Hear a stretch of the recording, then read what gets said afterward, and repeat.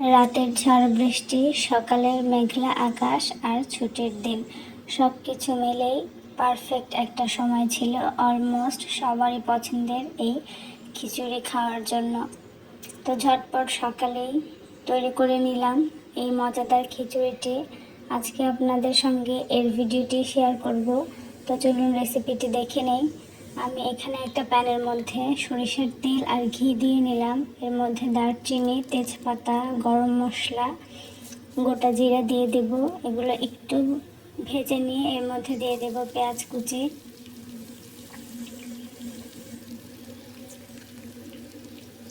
একটু ঝাল ঝাল করে খিচুড়িটা রান্না করেছিলাম, তাহলে খেতে খুবই ভালো লাগে। তো এর জন্য একটু বেশ পরিমাণ কাঁচামরিচ, গোটা রসুন কোয়া, আর এখানে পোলার চালের সঙ্গে আমি মুগ ডাল আর মসুর ডাল মিলিয়ে নিয়েছি। এগুলোকে দিয়ে এখন মশলাগুলো অ্যাড করে চাল আর ডালটা ভেজে নেব। তো মশলার মধ্যে আমি এখানে রসুন বাটা, আদা বাটা দিয়েছি, সামান্য ধনে আর জিরার গুঁড়া আর হলুদের গুঁড়াটা দিয়ে দিলাম। এখন মশলার সঙ্গে চাল আর ডালটা খুব ভালো করে ভেজে নেব।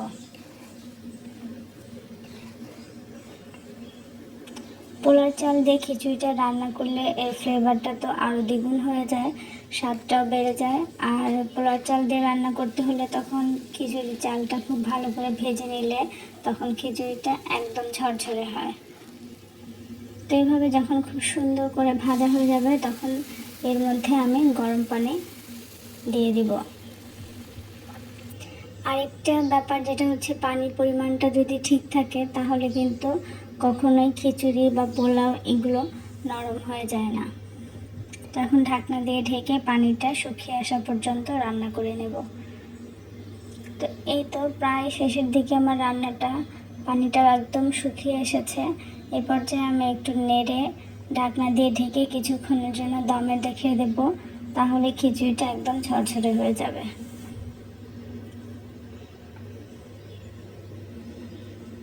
তো 5 মিনিটের মতো দমে রেখেছিলাম। এখন আমি চুলাটা বন্ধ করে দিয়েছি। দেখতে পাচ্ছেন খিচুড়িটা একদম ঝরঝরে হয়েছে। আমি এটাকে এখন আমার মতো সাজিয়ে পরিবেশন করে নিচ্ছি।